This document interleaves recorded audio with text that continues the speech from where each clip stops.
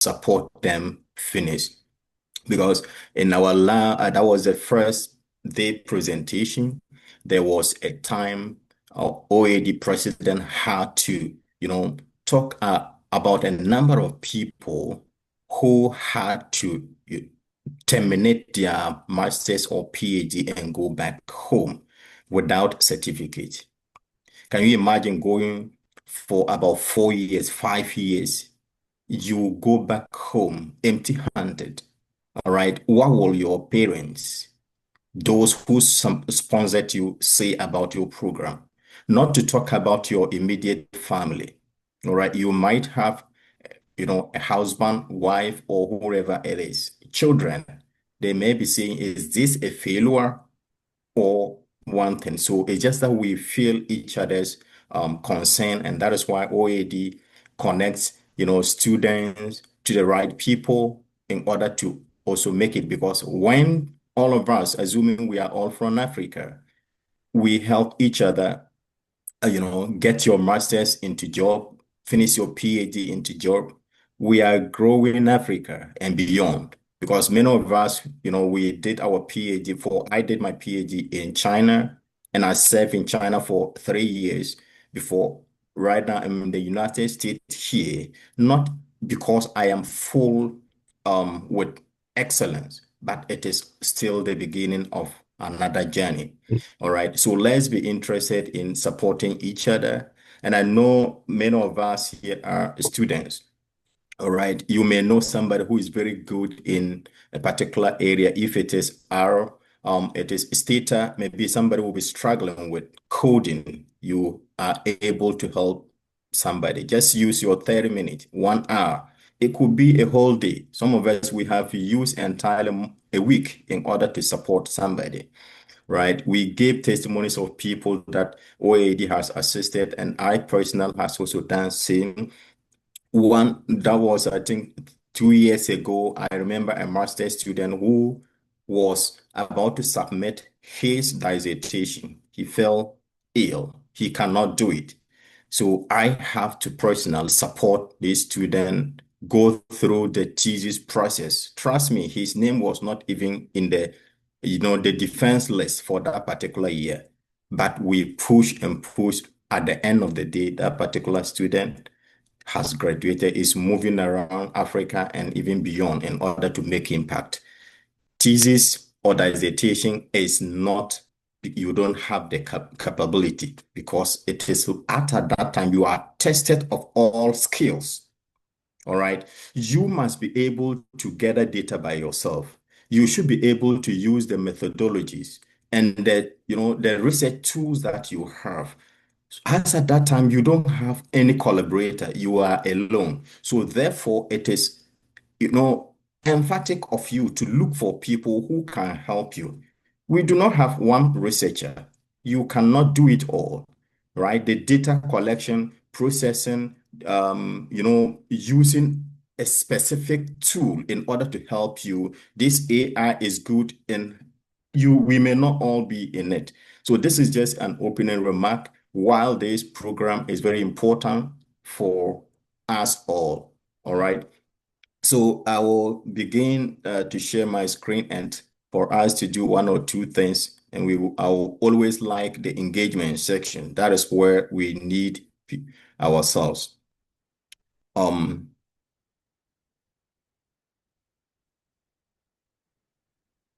Yesterday, I did pose a question.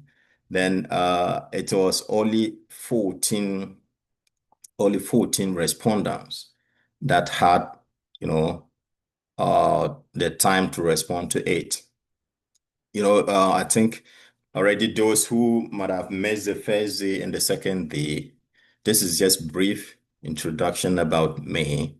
And we need more time and I will have to go straight into presentation. Yeah, so yesterday in the question I did pose, it was what main causes of thesis or dissertation delays. So we had 14 respondents. And in the 14 respondents, you could see. So right now, if they ask Mr. President, what are some challenges you're people are going through within OAD. I- This is just, 14 is very small number compared to the total number of people that we have. It will not be, conclusive, but it will be representative. All right. So we have what unclear research direction. We also have procrastination, academic pressure, and stress. Right. So, and then where the basic has to deal with, or the bigger part of it has to do with what? Skills, experience, and guidance. That is where the problem lies, which is about 35.7%. So this is where, if OAD and data, we also have data experimental challenges. So these two, if OAD is to look for a resource person to assist the people. So you'll be looking forward to that. And must also talk about what supervisors issues. And these are something that I dealt with yesterday. Supervisors issue is very technical. All right. OAD cannot, superintend or cause a supervisor, if not to only intervene and, make some one or two support, all right, for a particular student to go the grip of a supervisor. So I always say that your supervisor is your great collaborator, and that particular person, the way you may have a close relationship with some people who will say, oh, I have a good relationship with my girlfriend, my boyfriend. Make that particular supervisor of such relationship. Do care to check on the concerns of the supervisor. The person becomes your family member. And I see the supervisor becomes your third, parent. All right. Just as your father or your mother or guardian who will be interested in your academics, your supervisor should also be the same type of a person, right? So just make it a point to have a very good relationship with your supervisor, no matter what. I know students who are older than their professors, all right? So even if you are older than this professor, but for the very fact that you are under him or her, you have to give the person all the necessary respect. All right. It's just always take it as just a time. 3 years, maximum 4 years, you are off the grip of the person. All right. We must sometimes swallow our pride of age, pride of, being the big boss before in order to succeed. Thank you. All right, so we navigating just like what we're going to look here is what navigating journals, editors, and reviewers. All right, this is what just a strategic guide for masters, PhD students, and early researchers. So here, this presentation I'm making today, I am also part of it. So I will be learning a lot from others, not that just because I am also an early career researcher. Okay, so now breaking news. We will go into the journal issues, but we're looking at a breaking news about current state of academic publishing. So here we are looking at open. In the first day, I did show a particular table from 2015 to 2024 or 3. You will see a particular trend, open access versus closed access. Trust me, as we stand this 2025, we have a close tie of what 50% versus 50% closed access, open access. So what does it mean to an early career researcher like me, a master's student, a PhD candidate? Now, trust me, your supervisor will not have all the funding for you to use that to publish papers and go. Even if the supervisor has that particular funding, trust me, they will not use it for you to get your publications and go. They will have to imprint on you. You have to use the closed access because the professors want to use the money for art, but not just specifically for publication. And here, the supervisor, most supervisors will not allow you to publish in the open access. If they do, it will mean you are buying your way out. All right. So if I don't know whether I can still be heard. I just saw a network. Please, can I still be heard? Yes, we Hello. can hear you, sir. Very good. Thank you. Yeah. So as I was making a point, so many students, you will not have the opportunity for your supervisor to allow you use the open access. Because if you do, even the university sometime will have to talk to the professor. Why do you have to let these students use open access? Meaning that those people who have the money, like people from the rich background, they will be buying their certificates. That is what it therefore means. Because if somebody, my supervisor did allow me and I will have to use open access. So I could look for open access very quick, cheap one, of course, and to go. All right. So at the end of the day, it means that I did not do a great work. Not because open access are not, good, but it is a perception that if they allow you, to use that route, you will come out very easily and most often than not, assuming the reviewer is being paid, which we will be looking at in a quick of time. The reviewer is being paid. So many often than not, the reviewers will not necessarily reject that paper, but they will insist it goes through the protocols, right? But they close access. For example, yeah, I'm not being paid for reviewing.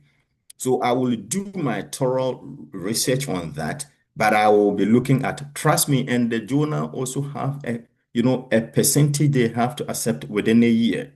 They are torn between finance. They are not taking money for themselves, but they have to get money in order to survive. So you are not, and to make a paper being published in an SSCI, SCI journal, maybe rank one or rank two, you will not um pay less than 20 that's $2,000 to 5,000. Trust me, there are certain journals you have to pay roughly $9,000. Imagine that money. Sometimes I always say if I even get such money, I'll even stop schooling. It's big money, right? Just to go and publish one paper. So here we also have legal issues right now because of what the tension in publication. There is a tension between, you could call it researchers and other people. We have a case that has just been case dismissed recently, where we have what the antitrust case versus major publishers. We have Elsevier is one, and then we have ACS, that is American Chemical Society. Now, a couple of people has to take them to court. Why? What is the case? Are they taking them to court? Because people are reviewing for you. You are not paying those people. All right. You are not paying them and you are making big time money. If they tell you the amount of revenue a particular publisher makes in a year, it is even more than a whole country economy GDP. It's big. All right. This is not to say that the journals are out to make money. They are just a non-profit organization. That is in code. I just put it that way. And we all know this particular case. We have the SCI hub, and just to make it, we all know that particular SCI hub. It is a site that has been, you banned or imposed. We know where it is. I will not want to give details on it. So if you want to know details, it will not be that I am giving you that details, right? But you just do a quick research on that. Here, it is a particular platform. It's just like authors are stealing their own papers. Sorry, I'm using it this way, but I'm trying to be very technical. For example, I publish papers not less than 20, but there are some, or most of my papers are in closed asset. So if I never got the paper from the beginning, right now, and I want that paper, somebody contact me for the particular paper, I will, meaning that I cannot get it unless I buy or unless the person buy. Assuming that my university has not subscribed to that particular publisher. I cannot download the paper for free. Here it is not for free. Remember, the university is paying for it. It is also for even at a price. So here there are in platform that you can easily now use a particular site. I will not give that particular site. If you want to use it, you can look for it yourself and use. But I'm just speaking of the issues that we have in the publishing industry. You just use that particular platform. You can easily download it for free. Now it's like an author is stealing their own papers. Paper that you publish yourself, you will have to go and steal it in order to use it or give it to someone else. We also have other issues like that. So for the sake of time, I will have to move very quick here. So we have what is now the implication on early career researchers. All right. Limited access to key research, like I talked about. We have what high cost to publish. Then quality and integrity is of concern now. So right now, just I will preempt by saying that in the near future, universities will not be using only publishing as a key way for graduation. Maybe you can just tag it. All right. I'm just making a preemptive statement. Within the next 5 years, most universities will not use publication as a test case for students' graduation. All right. So because there is a tension that is coming up, which I will make open in one. And we also have advice for researchers. So the advices are just there. So right now, if you want to publish as an early career researcher, a master's student or PhD candidate, so there are open as we call it as the where you can publish for free because the journals also still even subsidized for authors or you are being waived for publication. So right now, the country in which you are coming from, most African countries are within that category. So if you now want to submit your paper to a journal, you have to look for that particular journal. It's my country. And hear me, it is not all the authors, but specifically the corresponding author privilege is always given to that, meaning that I should be the corresponding author. Right now, I'm coming from Ghana. So, but currently, I'm not in Ghana. So, if I want to publish, I'm not qualified in order to get that particular waiver. But if I were in Ghana, then I could write to the editor, how going through, we are seeking for a waiver in this particular publication because my country has been listed as one. But trust me, there is a competition there. First come, first serve purposes. And, the areas of publication are also of interest. So we have all these things that are in the play. So we are in a tension, and it is just of a necessity for master's students who are required to publish before you graduate, PhD students. You have to think ahead of time. Ask your supervisor the particular journals, right? I think let me not hit that yet. So we also have a fallout from UK universities and publishers. So we have University of Sheffield right now, and they do not subscribe to Elsevier and ACS. What does ACS here means? It is what does American Chemical Society. It's also a publisher. So we have a couple of publishers. So there are universities in UK right now. They did not subscribe what is called a bundle. So here it means that they will subscribe. If you care to know the amount of universities are paying to these publishers, all right, the publishers get a big amount of money from their subscription and the open access. So, and some universities are saying that we will not subscribe to a bundle, meaning that they have classified, they can just select, all right? They can select, okay, we are going to pay this amount, but the journal or the publishers are also saying, no, we inquire that you pay a full, bundle, all right? So that is what is called a big deal. Is it a big deal? All right. They are not going for a big deal right now. So these are issues that are very technical. I do not want to go details on it because, like I said, some of the case I just like from a court case right now has been dismissed because of what lack of evidence or the case does not suffice. But these are issues. Remember that your research that you're doing has a very big implication beyond your whole age.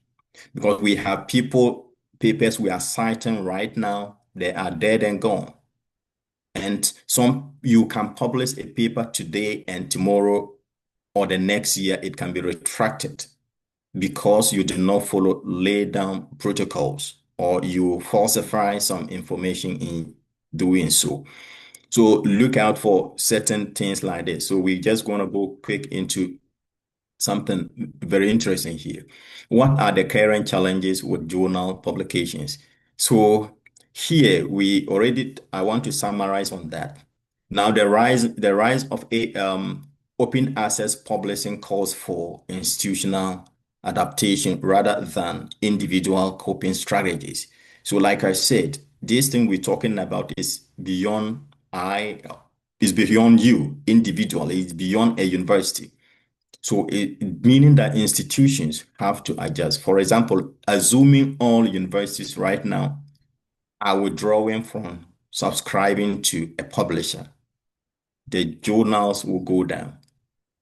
Even open access alone cannot help a journal to suffice in a year. Open access amount will not be enough for publishers because you know the amount of people that are employed you know, um, by the publisher and the journals. Not editors are usually not paid. They are only given, honorarium. In a year, they can give you, say, like $1,000 or some amount. So in that case is that there is what an institutional adjustment that will have to go on. The next point is what universities and graduate programs must clarify acceptable OA, that's the open access outlet. Expand, we have the APC support mechanisms. And these are just some recommendations even beyond this particular presentation we're making. I'll go quickly to the red portion. Universities must prioritize innovation, problem solving, and real-world impact in evaluating PhD and graduate research, i.e. patented clean technology product. So this is just a suggestion I'm making. And that is where universities you watch in the, like I said, in the next 5 years going, most universities will prioritize your innovation over your research. We have seen that case right now in China, where I think China is just the first country from a quick search that is doing this. And I think it is in the right direction. All right. So, for example, if you put so much emphasis on PhD thesis, because we know a thesis can be translated into a product, we have those things. But in the same time, product can also become a research. It is a forward and backward integration. So whichever way, and remember, if you are able to get a product as a master's student, you develop a website, all right? You are able to get, like I say, a patented clean technology product. You are able to develop something big. It will become a venture for you even after graduation. All right, you are going to make money from it. So I move quickly to the big issues that we just want to handle, right? We talk of what the journals. We are talking about what big share of the 10 main publishers. We talk of Elsevier, Springer, MDPI. So this is presentation is basically for those of us who are yet to enter into the publication industry, like the master's or the first year PhD candidate. We have a bunch of this. When you are choosing, do you even know the journal that you choose? Who is the publisher? There are many journals that you publish, and they ask you who is the publisher, you do not know. All right. So we have these are the big boys within the publication. We have Elsevier, Springer Nature, MDPI. We have Wiley, Taylor and Francis, Frontiers. So we have the Sage, So just I highlighted frontier, frontiers for a specific reason. So right now, as a master's student, a PhD student who is expected, and even L career researcher like postdocs in China. So here, you are not supposed to publish within some publishers, all right, or journals. So you have to find out from your supervisor or your university what are the list or what is the list of journals that I am supposed to, make publication. Frontier, I do remember some time ago in China, some universities do not subscribe to students publishing in Frontier. I do not know the reason, which I will not attempt addressing. Okay, so you have to find out the list of journals and possible the publishers that where you are supposed to publish. I have an encounter with a couple of people who have successful published, all right. Yes, every publication is not a publication for a university or a supervisor. You can publish 10 papers, which will be um, nothing to the university. So you will have to start finding out what are the journals am I supposed to publish in China, because usually we have the rank one, rank two, right? Most of them are going in for rank one to two. If you publish within rank three, four for early career researchers or PhD candidate, usually is not acceptable. So you have to start knowing all these things. Where can I not publish? It's very important in order to, lay your hands right. Otherwise, you will publish and telling your friends that I'm now getting ready to graduate, and you go get there, they tell you that your publication do not meet the requirement. You can imagine, right? So we want to look at something now, understanding the journal types. We have the open access, which I did talk about. I will not reiterate that. I will just go quickly to knowing the list of journals universities require for you. Like I said, this is the point. All right. So you have to know these things very importantly for your publications to suffice. Let me take us to now the academic publishing ecosystem. So this thing may be like maybe a playback for some of us who have already done this publication, but this one is to help those of us who are still new in the publishing industry. You as the author, as you already selected your journal, you are submitting, you are addressing it to the editor.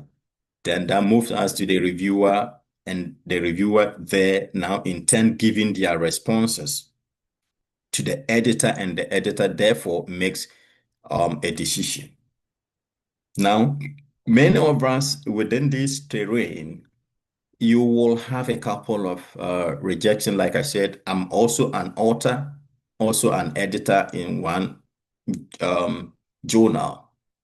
But here we all do receive this rejection, which is not everybody do not want to get a rejection.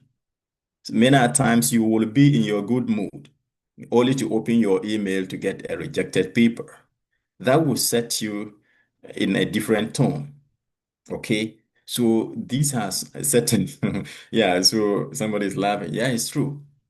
Maybe assuming that you are about to enjoy your meal, and with your phone close to you, you just saw a pop-up. Your paper has been rejected from this journal. I think you even lose an appetite of eating. Okay. So this is how you do it. And as you do submit your paper, like I said, you are not submitting to every journal. The first point of reference is from your supervisor. Your supervisor tells you that these are the list of journals you have to publish from. In my time, we have to finish the paper you submitted to our supervisor. Our supervisor will sometimes will look at what the quality of your paper. It will look at what the quality of the paper, and just to summarize it, which scope does this particular paper fit? Any supervisor will recommend to you send to this particular journal. And you do not have the choice as a candidate, PhD candidate, to choose the journal for yourself. That is specifically to me, where I came from. You cannot choose a paper by yourself or a journal, I must say. It is going to be done by your supervisor. And many of us, I think you have the luxury of decision, but you must find out which journal to submit. All right. I'm just saying this. I don't want any of us, or we don't want anybody to fall into a trap of publishing and now it will be turned as trash because it did not meet the university's criteria. So find that uh, point of reference to do it. Okay. So this is just a procedure as you follow it and you will be good. Please make sure to follow all these. All right. In your submission, initial checks. Your initial checks, remember, it goes to the DEX. And from the DEX, you can be rejected. So, but always do good job so that your paper will move beyond the DEX rejection. DEX rejection are just some flimsy or simple mistakes that we do make. So, but if your paper move to the editor's DEX, all right, so I will move to what the editors do. So we have how do editors think. Just I want to preempt that we have some editors, even among us. Like I said, I'm also a guest editor of one journal. Usually, I don't want to mention where I'm editing, no, because I think these are things should not always be highlighted in the play. All right, because you will be dealing with some people, they don't have to know who they are dealing with. This is how it is. But I do see some people put up there, this is what I am in doing, but I think professionally we need to always hide that. So how do the editors think? So here, usually an editor is a scope fit. What they are looking for, first of all, is what scope fits. Because every editor, you are given a scope. You are given a scope. And maybe, for example, I am my specific area is what energy transition. All right. So if I am to edit for a journal, so currently we are just getting into another publication where I will be an editor also within that journal, which is within energy transition. And within this energy transition, we are looking into it. Just a minute. So in this, when the paper comes to your desk, you are looking at what the scope. Does this paper, from topic to conclusion, does it fit into energy transition? That's the first question the editor will ask himself or herself. Does it fit? And that is why, like, you go to every journal, you see the scope. However, sometimes I do remember one time my paper was rejected and they said my paper do not fit within the scope. But I went through and saw that everything was there. So also remember that the editor has the final decision to say that your paper do not fit within the scope, which you cannot fight. All right. So if they say it did not fit, the only things I look for an alternative journal to do it. It is here, it is sometimes it could be personal, some other reasons. I don't know. But scope fitting is what editors are thinking. So after the scope fitting, the next thing they go into to check in for is what? How novel is this paper? Is there a novel contribution? And yesterday I did mention it. So usually, where do you get contributions? So if your topic is addressing certain issue, remember it has already been dealt somewhere, but your novel contribution will only come. For example, is conducted in US on energy transition, but now I want to examine the same topic or related topic in Ghana. So here is the case. My contribution is coming from the African perspective. That's one. And now the thing I'm also going to look out for is that the methodology or the model that has been used, has been used in the particular paper that has been published, what model was used. So now I'm trying to draw a point. Your contribution could come from what? Geographical context. Then it can also be what? The data. For example, somebody will use secondary data. You are going to use primary data. All right. So data could have a contribution. Methodological framework, your contribution can come from that place. All right. So these are the big areas that contributions can come from. Quite apart from data, methodology, or you theorize, all right? You propose certain hypotheses that are testable within a particular frame. This is where your contributions can come from. If you do not have good contributions, read over the paper that you have written. You yourself, what do you think that is the contribution of this paper? So the data, like I talk about, the methodology, these are two big areas your contribution can come from. Maybe sometimes somebody will say, my question has never been dealt with. Check it very well. If it's not been dealt with exactly, but there is what? A very close topic that has dealt with it. And the geographical context is also a very good contribution. So these are what the editor is having in mind. All right, to see to it that this particular paper stand out. I remember one time a paper that we worked on, which was on US con the paper was sent to a couple of reviewers, more than 10 reviewers. At the end of the day, it was two that accepted the review. Though the editor see that this is a great contribution, but the reviewers never accepted it. It's only one at the end of the day. So the paper was rejected because of lack of reviewers' willingness to do it. And at the end of the day, it means that we have to look for a different um, journal, but which was already that has currently, since 2003, 2023, yeah, that has been published as at that time. So we are looking at the thinking of the editor. So as you write a paper, you have to think into the mind of the editor, also in mind, the editor perspective in mind in your paper write-up. Then how are the reviewers thinking? So all of us, or most of us, are reviewers as well. So reviewers, they evaluate the process. All right. They evaluate the process. Reviewers are also looking at what? Theoretical grounding. So if I pick a paper to review, I'm looking at the theoretical grounding. I'm also looking at, usually that is just like you asked me as a reviewer, my specialty is what? Method robustness. That is where I usually, pin a lot of authors to. Okay, so because the method that you are using, that is where I see most contributions come from. And I specialize just in the methodological aspect, and that is what I do.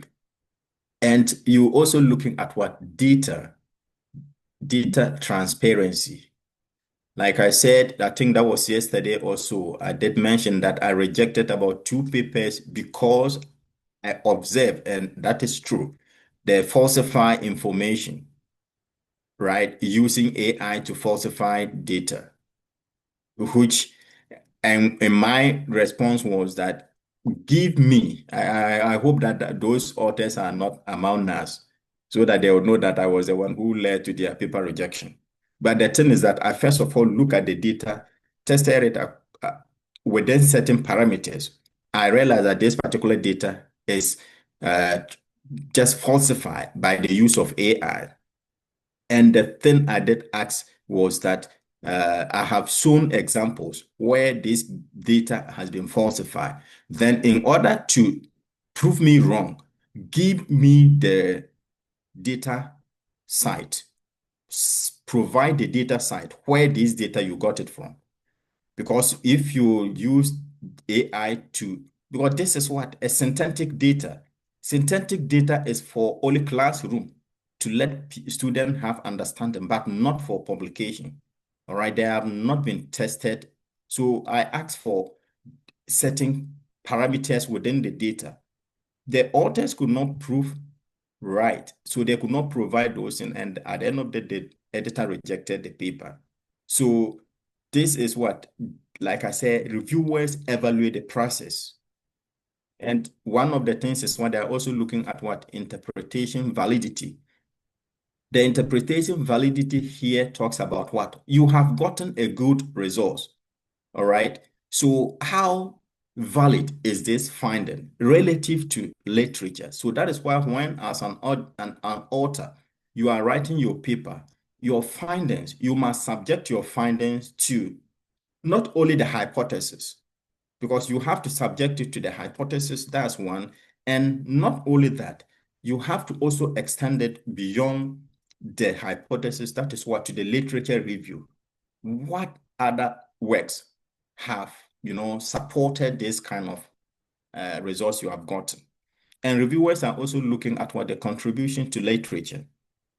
Okay, so these are just some few issues that we want to talk about on this. And like I said, data transparency as early career researchers, I will have to emphasize on this because papers are being withdrawn. Day in, day out, papers are being withdrawn. It will not be good for you to publish a paper and the next year is being retracted. It does not have a good reputation for a researcher. So please, as early career researchers, AI is to help us, but not to use it to cheat the system. So, some people have expertise in AI as how to identify some of these things that we do. Yesterday, I think we will have a question on that. Yesterday, we have to push a question to this section because it fits here. So we also want to talk about what types of reviewers. Here is very big. We have constructive mentor, technical critic. We have defensive gatekeeper. All right. So we also have a highly detailed methodologist. So like I said, if I'm reviewing your paper, that is where my specialty is. So if I hit on your paper regarding methodology, trust me, usual all those, papers get rejected. That is where, because you will hit and lose your paper. That is why right now, and I do feel bad right now. Like some reviewers will have to just use AI to review a paper. Sometimes you receive the comment and you just see that no, this thing, you just see even some of the reviewers do not even have time to even, clean the review comment. You just see that this is dump of AI.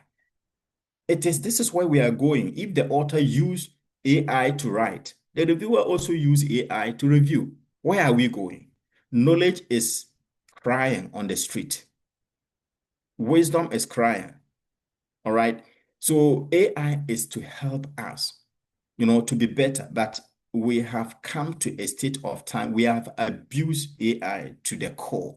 And I think early career researchers, me, if I am to advise all my students and this presentation, please let's take responsibility in our research and use AI wisely. For me, like I said, if I pick your paper, I have watermarks I can look at to reject your paper because you have used AI.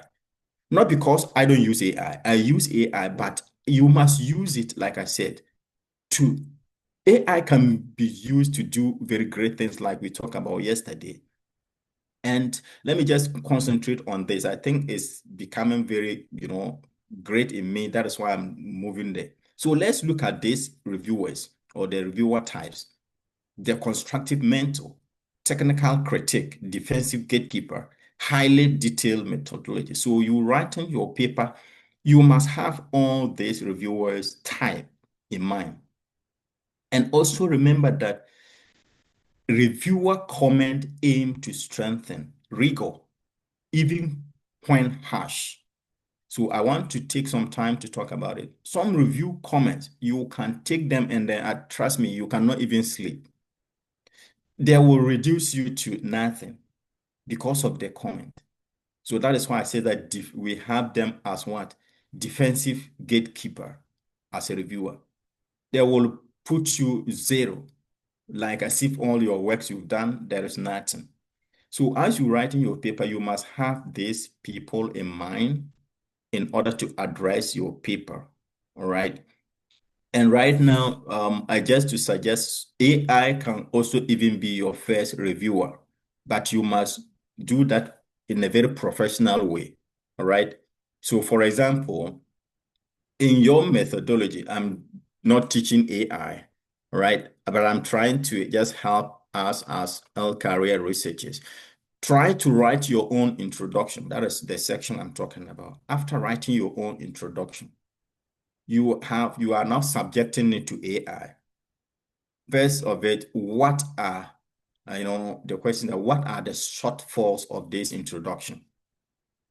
If somebody is getting something here, all right? What are the shortfalls of this introduction? AI is able to review and tell you that the shortfall within this introduction is that it is not logical connected, all right?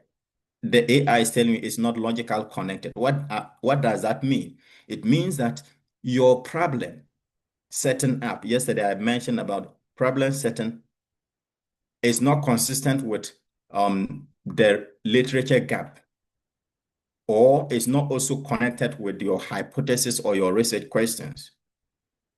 All these, there are 5 things I did talk about yesterday that makes a logical, and that is one of my areas. Because here, I think as a philosopher, and of course, I should be in that. So your statement must have, a preempt statement to a logical conclusion. And that is why if the way you talk do not have connection, you will write and the connections are not also there. So it means that you must have your topic connected with the problem, then the literature gap. What do you seek to now address? All right. Look for these things. So after the AI is able to tell you there is inconsistency in your introduction, then AI can suggest what to do within the introduction. Here is the case. You are using AI as a reviewer. You are not saying AI should write the topic to end for you. You must use AI as a tool and not just use it for a market play. So that is one thing that you can use AI as your first reviewer of your paper. So after having doing this, you can now tell AI, now based on your recommendation and suggestion, now reorganize the introduction. And now, once AI has pinpointed the pit holes in your introduction, it will now give you a revised version of your introduction. If you are able to use AI very well, you yourself, when you read your introduction, you will like it. And by here, the introduction is talking about your research context and the variables that you are going to investigate. So, meaning that if you do not have good variables within a context, AI will give you general observations or it's not going to work. So my paper is on Ghana. So therefore, I'm talking about what? Maybe I'm talking about the regions in Ghana, what the energy transition issues are in Ghana. So it means that I must find the issues in Ghana to talk about so that AI can help me say it within the context. Otherwise, you don't use AI well, it will give you general information. That these are some of the things I look for in a review.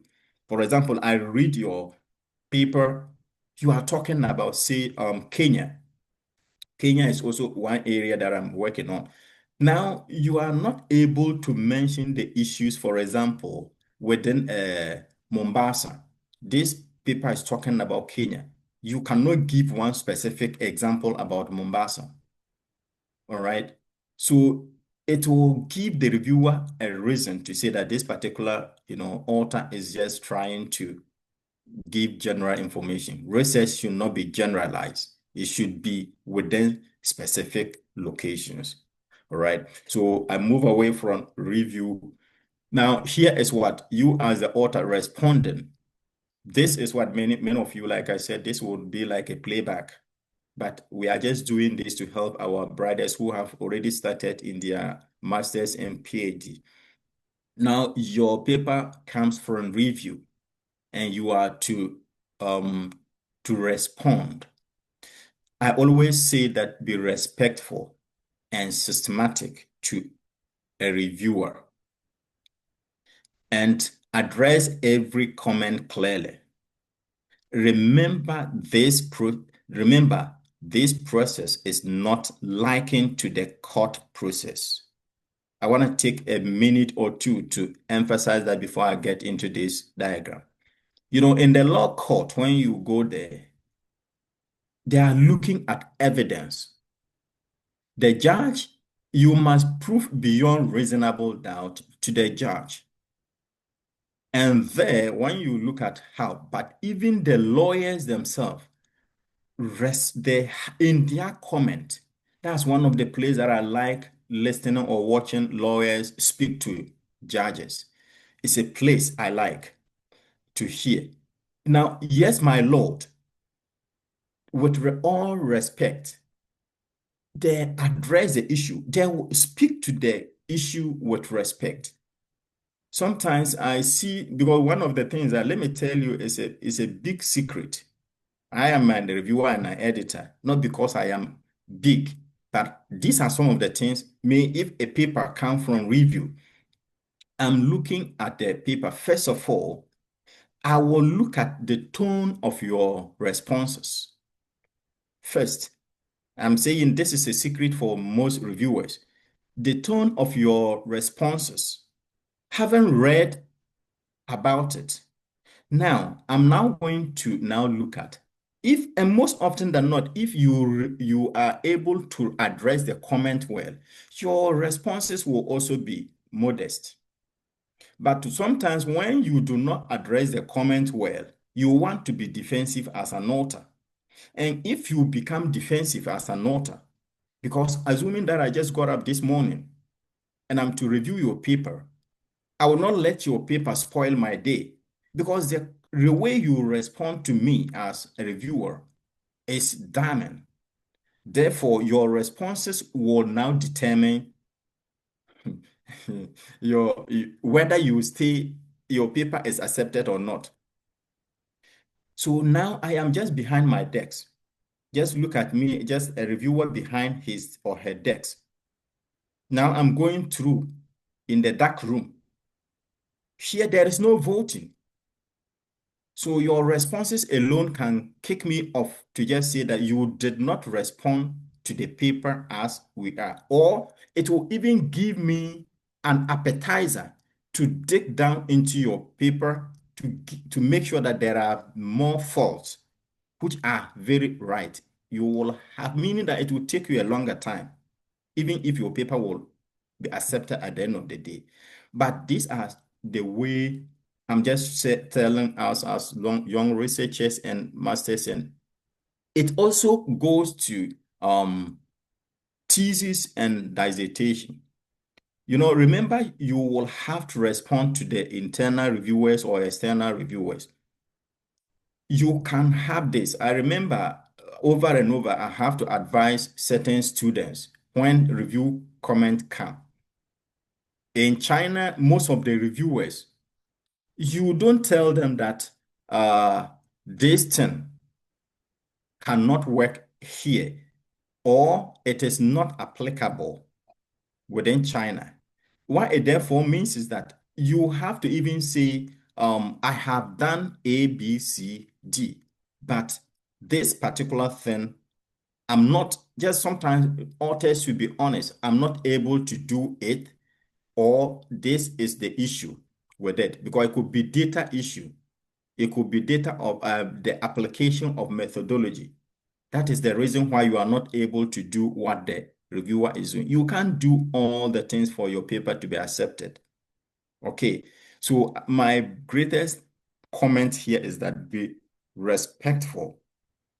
No matter, what excellent your paper is, but reviewer can spoil the beauty of your uh, paper. All right.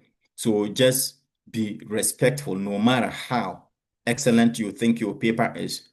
So as I was talking about in the law court, it's the same thing. But here we are not only looking at the evidence, but the reviewer is also looking at your responses to him or her and how carefully you have addressed the comment. So just as maybe you will have it here, always make sure that you make specific response in responding to your comment or suggestion. The authors have accordingly or duly done it according to expectation. This could be found in maybe in the revised version, page this, if you have to also include the line number, because most reviewers do not have time to be going through over and over. Just give them the specific page or the line so that they go straight to that point and look at how you have addressed the issue. This is very important. All right. So I will leave here. Now we have final advice. We have Q&A. So this is where, like I said, myself, I will be learning from most people here. I'm not, it's research, like I said, we have people right now, they have over 100 publications, 200. But, publication does not just, sometimes it does not, it's not an end to itself. All right. That's why, like I was saying, publications right now will not be used as a yardstick for determining people in the future, but innovation is, and then contribution to society are going to be in the play. So my final advice, and will open the platform call for Q&A, is that publishing is a skill. All right. We all play game. This is what, just look at it, how you are able to, to scale through. All right. But the first point is here. Persistence beats perfection. All right. Every researcher, do not give up. No matter how your papers are being rejected, you must be persistent. All right. Persistence beats perfection. And also, even as we want to publish, follow the ethical guidance. All right. So this thing is very important. As a researcher, you must be ethical. Like I said, data falsification is one big thing that researchers are facing. And your papers could be withdrawn because of what? AI right now, like I said, I know how people use AI to create data that do not exist. We can verify it. You don't do it. It is only for classroom, like a demo or teaching, but not for publication purposes. And remember, publication can be retracted with consequences. So all that we just want to say is that we are coming from Africa background. We know that like a whole lot of things, but let's be um, honest in our research. Let's do what we have to do. All right. Let's do what is right as a researcher. And remember, as most of you, like I said, you are going to pass through the journal circle, then come back to your thesis. It's a process. You have to follow all rules and be respectful from the supervisor to the examiner or whoever that is in course. These are the people that will recommend you for your dissertation to be accepted. Yeah, thank you. I will leave it here and open the platform for us to have, big issue. Big issue. There was one thing that I wanted us to do. Let me see. But I just wanted us to also have a point, like, okay, within a minute or two, I want us to respond to this question. What challenges do you have in publication. So just like we have here, okay, we are able to know by just these few 14 respondents what are the challenges people are facing within OAD platform. Then I'll also ask the same question that what are the challenges that we do have, all right, in publication? What are the challenges? Is the challenges from the editor, from the reviewer, maybe from your supervisor not approving a particular. So if you can put on the platform, what challenges do you have right now in publication before I hand over?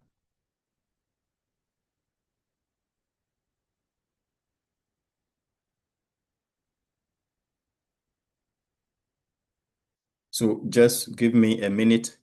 I'm picking something to come here. So just, but I will be expecting receiving a couple of responses. Yes. What challenges do you have as a master's student, PhD student, early career researcher in publication?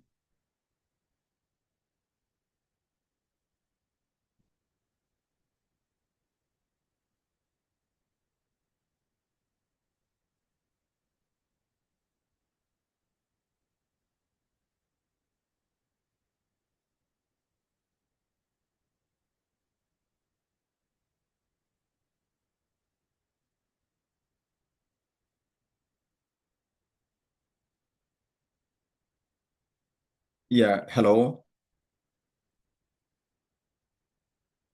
I'm not getting responses now in the chat. Please, can you put in the chat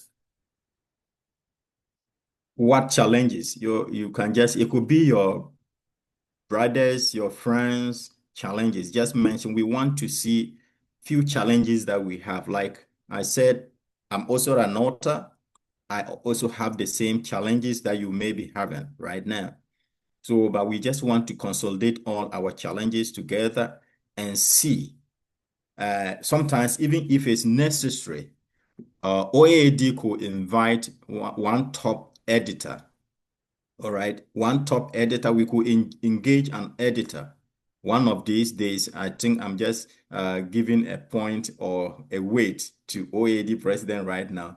He should get us, a seasoned editor just to come and educate, our members. So after this, I know I will have to follow up on OAD president. He should get us a seasoned editor to come and give education to our members, and possibly he can come with reviewers as well. But before we can do that, we will need to have a solid base. For example, like I showed in the first PPT, how we are able to say that these are our problems, with regard to delay in thesis. So here we will also want to know maybe delay in publications. Oh, all right. What are the challenges in publications? Whether delay publication, maybe is that your paper is taking two years to come from review. All right. Please, let's just put the comment there. So this, we are not using this for anything, but it's just for what? Decision making within OAD. Please just be magnanimous and just to make your comment. Your comment or your statement could make an impact tomorrow. All right. So within 1 minute, I want us to do it and I'll hand over. And the first thing is that I want my brother who asked the question yesterday, he will be the first person to ask that question and we will address it together. Thank you. Please, I think I'm only receiving 5 responses.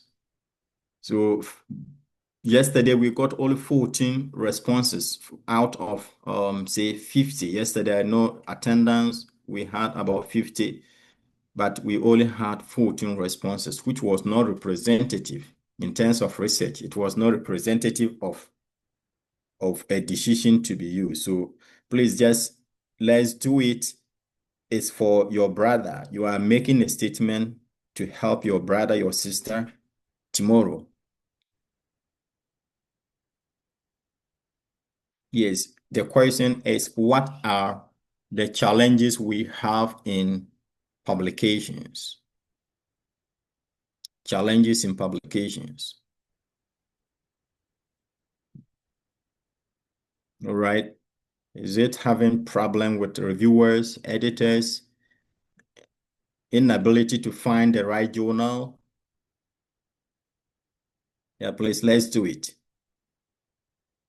Okay, while I think I'm very much interested in this so that we can use it as a platform to get a seasoned editor.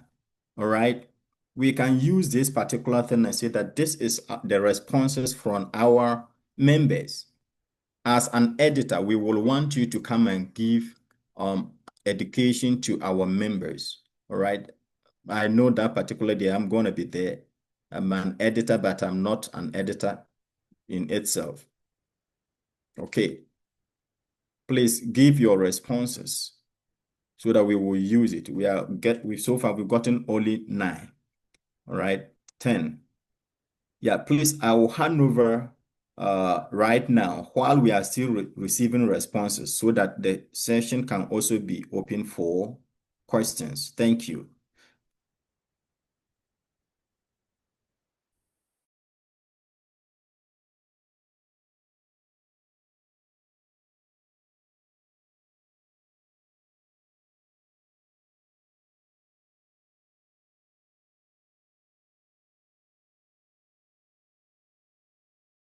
Yeah, sister, Sophia, Spire, if you are here, please, you could take over and maybe we will moderate the question session. Yeah, I might say Stephanie. I don't know whether, let me see. Yeah, Mr. President, if you have any word on this, you could please go ahead with it. And I think we will have a couple of questions today to address. Yeah, Jessica is coming up right now. All right. Yeah, just a moment. She's coming up. Yes. Yeah, but please, members, let's give our responses to the question so that it will help us generate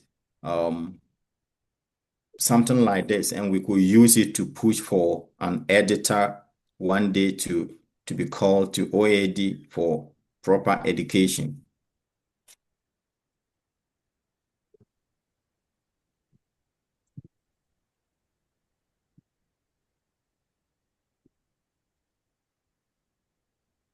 Thank you, Dr. Emmas. Thank you for the great presentation. I think we can directly go to the Q&A session. So, yeah, I think yesterday the question that was asked, I don't know if that brother is here. I think he's Daniel. yeah, I the can brother remember. is here. Daniel can go ahead, reiterate your question for the sake of those who were not here yesterday. Then we will proceed with responses. Thank you.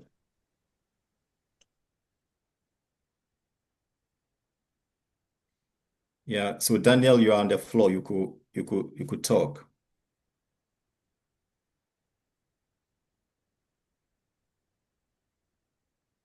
Brother Daniel, Yeah. please go ahead. Thank you very much, the presenter. Thank you so much. I really cherish your presentation.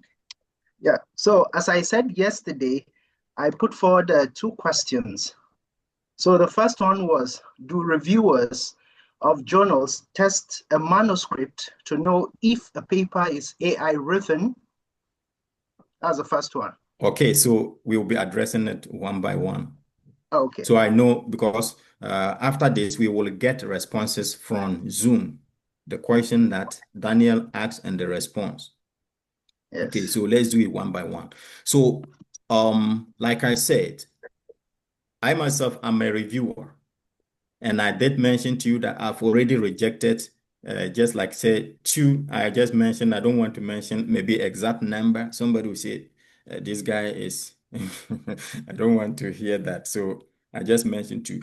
I have rejected papers as a reviewer on the basis of what? Using AI.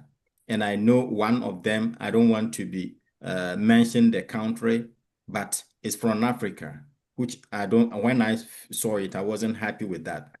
It's from Africa. And it is of necessity that every reviewer, that's why is that we have to go extra mile.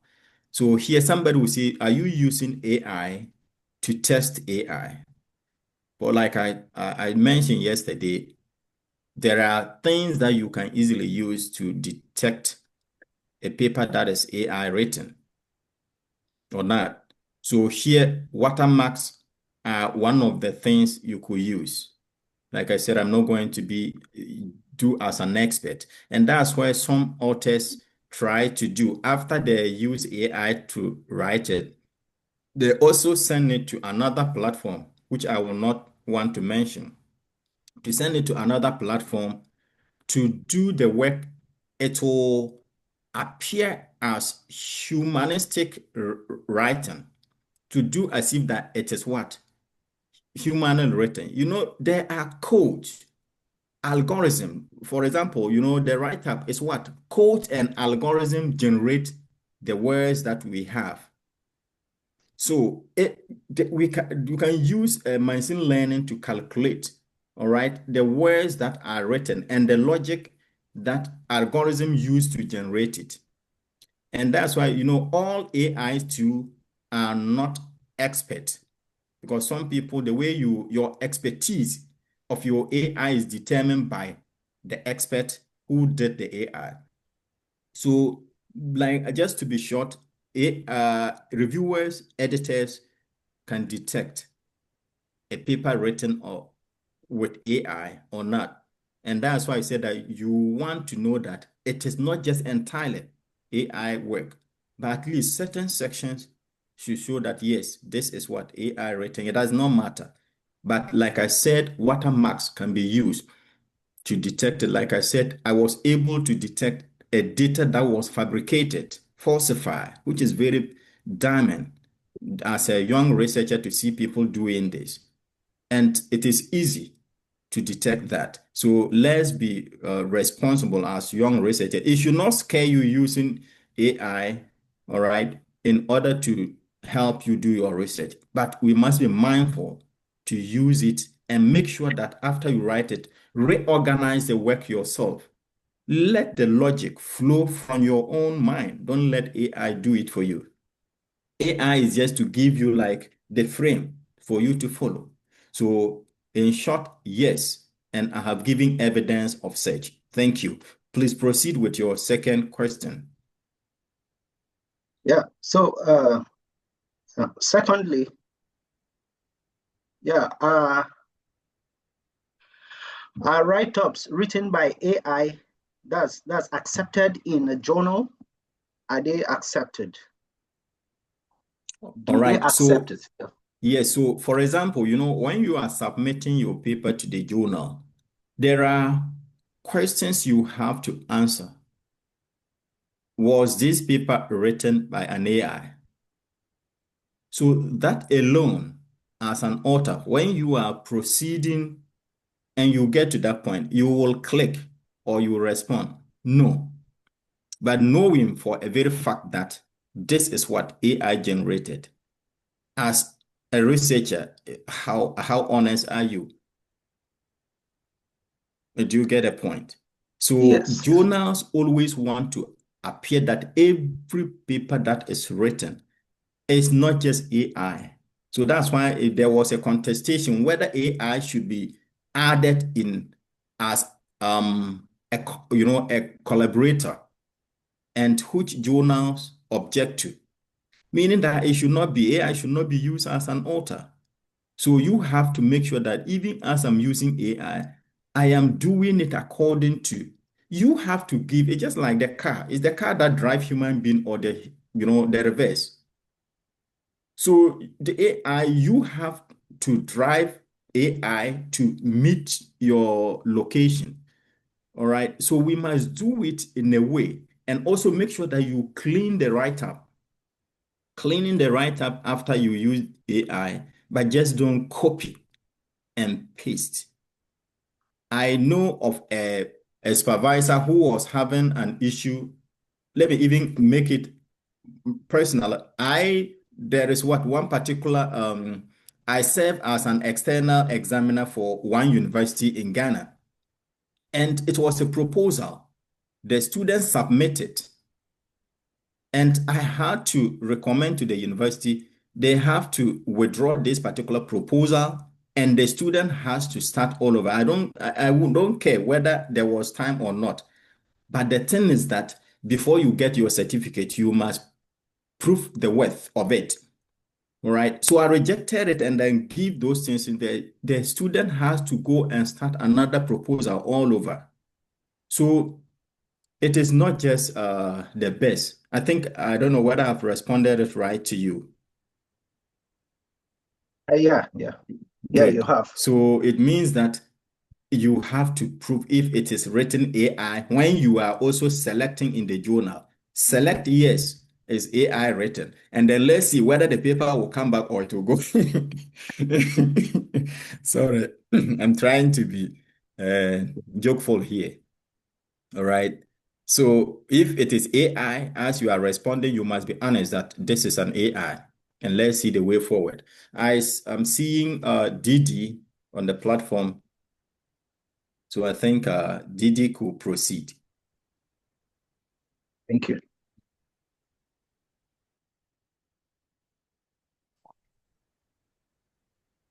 Please, can I be heard? Yes, please. Thank you once again, Doc, for your valuable and insightful presentation. You have been a blessing to all of us. So I would want to make a contribution as a reviewer and then also ask a question. So the first I would want to say is that the most painful thing a student can face is a retraction of a paper. So therefore, I would urge each and every one of us to invest time and energy. As I speak with you, about 3 papers, I've not been in a rush. I have been investing time and energy into it. So that once you get it done, at least you would have your peace of mind. But sometimes you receive an invitation for a review, you open the work and you just don't even want to respond because like the person just use it, just dump it. And I once laughed, I said, wow, if this is all that it takes for publication, then by now we may be having like 1 million papers. Okay, so straightforward. I want to encourage all of us to be very mindful, especially with references.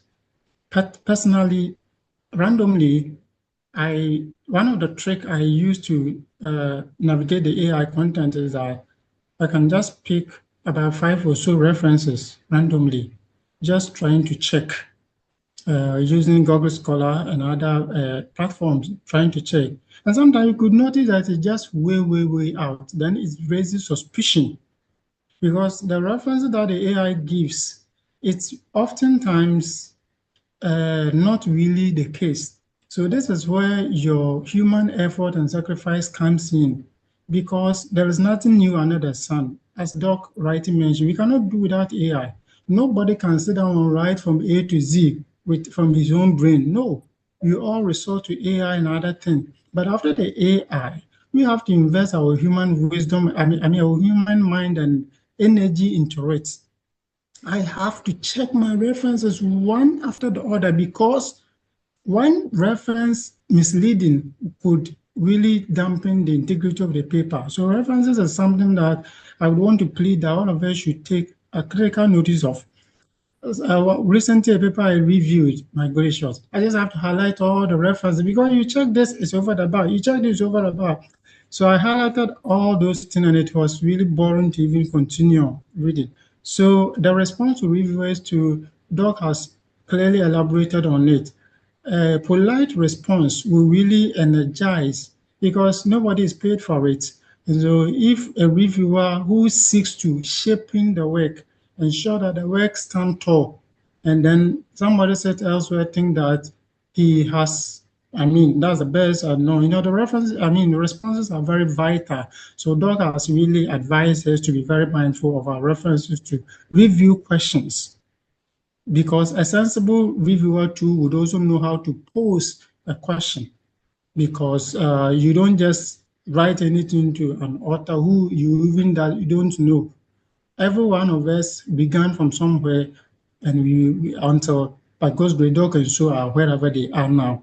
So you have to be very careful the structure of your, questioning to the work, because you are just critiquing it. You are even not an expert yourself. So when it comes in that manner, responses should also be in such a way that it will ginger the person to even continue with it. So Doc has said that. A quick one about the AI. I want to read some piece. This is mine, so I want to read. During the submission, this is AI disclosure. That's why I wrote AI disclosure. During the preparation of this work, the authors use paper power to check and edit grammar in order to improve the clarity, style, and the coherence of scientific writing. After using these two or services, the authors reviewed and edited the content as needed and takes full responsibility for the context of the published work. So indeed, I use that paper power to just check submission text to check. You see some grammatical stuff like Doc advises, you have to first subject the work to AI before you get to the table of the editor, so that it can be able to at least pass through, move from his desk to the reviewer. Good. So I used a paper power. When I use even ChatGPT to do something, I clearly state, and then goes on to tell that after getting that, I made an input and I take full responsibility for that. Journals will not have any problem with such, but the situation whereby, as Doc said, you use AI, which obviously that's what millions of people, everyone does. And then you deny that, oh, did you use AI for this? And you click no. Meanwhile, it's not true. So you should be able to, if you didn't use, so be it. But if you use it, you should be able to state it and then clearly indicate where you also made, an input. Doc, this is my personal question on behalf of all of us. You can help address for us. So, having said that, I want to ask that when you are writing the paper, right now, as I told you, about 3 or 4 papers I'm working on. Now, I am not working on the paper with any journal specifically in mind. Is it a good move? Do you start writing with journal in mind, or you finish writing? Because the work will go through a whole lot of rigorous checking, editing and other stuff. Do you need to have a journal in mind from the onset, or you have to finish everything and then you sit down to really think of which journal will best fit this work? Please, I'll be grateful if you can help address for us. Thank you. Well, please, can you remind me with the first name again? Hello? Yeah, please, can you your first name again? Hello, sir. Yeah, Didi. Yeah, I wanted Didi just to, yeah. Hello? Just a moment. Just a moment. Maybe he's struggling to unmute himself. Okay. Then Thank you. They just unmuted me. Okay. Doc, please come again. yes, I wanted to know your first name again. Oh, Yes. No, I want to address I'm you not, by your name. Yeah, I see, because you are very on point. Like, it's just a core okay. member of I'm, OAD. I'm Douglas. I'm Douglas. Oh yes, yeah, Douglas. I'll call you Brother Douglas. Thank you so much for making this a wonderful input, and even going to the extent of showing this. This is something that we need to help our members to grow. Yeah. So this question you asked is having to do, for example, you are, maybe it depends on who you are. For example, if you are a student to write this, it's just like you have a tomatoes farm. You are producing your tomatoes. You do not have any, market you want to send the tomatoes to. I'm trying to make an analogy. Having finished your tomatoes production, so any market that is nearer, that is the first point you are going to go with your tomatoes. Because traveling a long distance with your tomatoes, which you also have implications, because you may get a good price there, but the tomatoes, most of them will also, get spoiled along the way. So it's just an analogy I'm making here. So as a young researcher, for example, when I was an associate researcher or professor on my own, that is what, meaning that I don't report to anybody except the school. So what I do is that I already have two journals in mind. And this particular journal, so the way you're going to write it, this means that first of all, your problem must start with a connection from the journal. For example, you have a problem on energy transition. Now you have two journals now in mind. For example, I'm thinking of that is applied energy. I'm thinking of renewable energy. Now, based on that, I have to go and look at what some authors who have already written renew energy transition within this. Within this, so I'm going to just pinpoint that it's just like you are rebutting what an author has already said or supporting what they have said with further evidence. Meaning that when you do it like that, even the editor will be interested in this paper, meaning that already that makes it clear that it falls within the scope. So in short, you must have two or three at least journals in mind.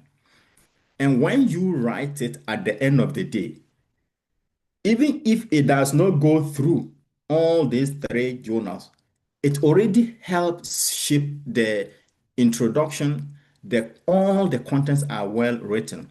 And this is also one secret editors usually look out for.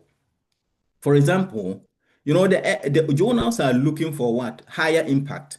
So, and your citation within the journal also contribute to the journal rankings. So this is it's a secret within editors, which they will not tell you. But just for the sake of members now, right now, you cannot send your paper to, for example, cleaner production. All right, you are sending your paper to cleaner production, and there is no citation, single citation from cleaner production. Outrightly, I will not tell you that it's going to be a rejection. No matter how good the paper is, they can tell you it has not fall within the scope. But if you have about at least 4 or 5 citations from the journal and what the authors have said about it, you are building on that particular perspective. All right. So this alone gives a credence of your paper standing to the test. So sometimes if you write a paper with general mind, you will be moving, meaning that we all do it sometimes. So when you want to now send it to a different journal, you have to go and look for citations from that journal so that it will now fit. That means that it will not help the introduction section. Because in your introduction section, you will see that current literature within your journal has carried out research and they have found this and this. However, there is still a gap which they have not addressed when it comes to developing countries. For example, Nigeria or Ghana. This issue is problematic, but that has not been addressed. So this paper is going to contribute to this particular research gap within your journal scope. And all right, so when it happens like this, it makes the introduction interesting and specific. All right, so it is advisable, like I was saying, for master student and PhD students, some of them you don't know which, like my case, for example, you're writing a paper, you don't know which journal it will go, determined by your supervisor. that alone, you are writing with many paper, many journals in mind. So, but sometimes your supervisor can look at the references and look at how maybe if you have about 10% of your citations are coming from a specified journal, the supervisor technically will tell you that send it to this particular journal. All right. So this is also a great input for members. You are writing a paper, you just don't pick any journal citation. No, it will not make the paper go forward. You must make sure that your write-up is in specific focus of the journal, and that is very interesting. And I think this is a very good question Brother Douglas did ask, and is gonna shape the way we do it. And remember, any journal you are sending your paper to, make sure that you have not less than 5 citations from that particular journal, and make sure that the issue that has been addressed within those 5 papers is well knitted in the introduction and in the analysis aspect.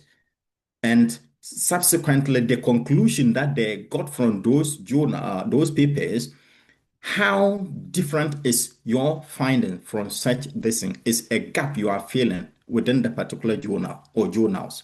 All right, thank you. And if there is any other person who has a great perspective, just to add to this, I'm just only a facilitator. I'm not, the expert. So I know we have professors among us. They could go ahead with that.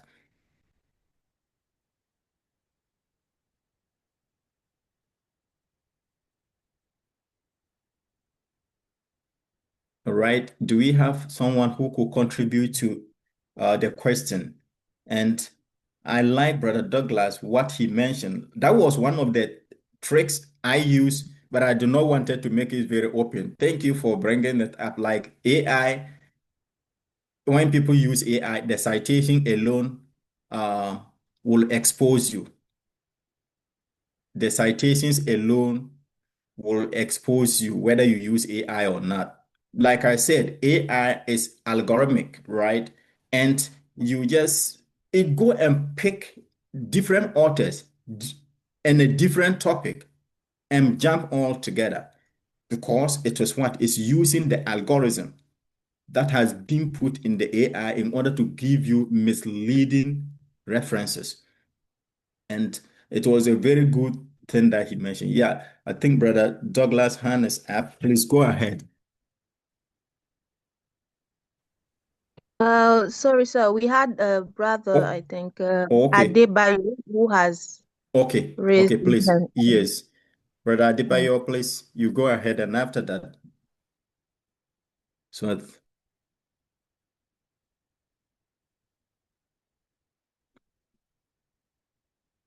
Oh, apologies. I think that was an error from my side. So that's sorry. okay. That's okay. But I think just say something. Say something too.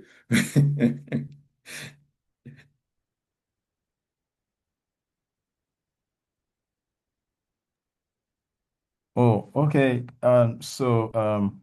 Emas, first of all, I want to say a big thank you to you and the organizing team. It has been so much really, really, really good for the past few days. Thank you so much for the knowledge that you are passing across to us. And thank you so much to the organizers too for putting this kind of seminar, together for early researchers like us. We are grateful for your time, for the resources and everything. Well, you are forcing me to say something anyway. So uh, I just want to Yes. say I really, really, really, really like I call it the kind of cheat code I just gave us. Mm. I also have like two articles that I'm preparing now, and of course they're like 98% done, and I've been looking forward to like searching for journals, in which I could be able to push them out too. But hearing this your cheat code now really, really gives me some kind of clarity, and I was like, oh, This is cool stuff, you know. So thank you so much. Yeah. All right. Yeah, thank you so much. Sometimes, most often, we only use the abstract. We use the abstract to look for journals, right? Somebody will say it's the best way, but it's not, because the abstract alone is not. Somebody will say it's just like a direct copy of the paper, but the issues that are being dealt deeper, the abstract alone cannot help you find a journal. So it will give you even a journal where you do not have single citation from that particular journal. It has given you a correct journal, but your paper did not use any of the citations. So these are some technical issues that we do have as authors and reviewers and the place. There is a question here. Please, my question is on citations.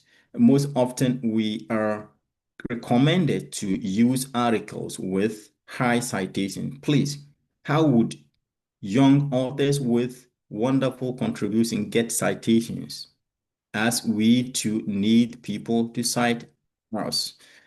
All right, this is something that I'm going to mention, and this is one thing that I've been mad within myself and scope. You know, right now, citation has become a marketplace. People are paying others to cite their papers, which is unethical. You will see people send you email if you are able to cite our paper. All right. Some people are giving, I'm going to be honest with this.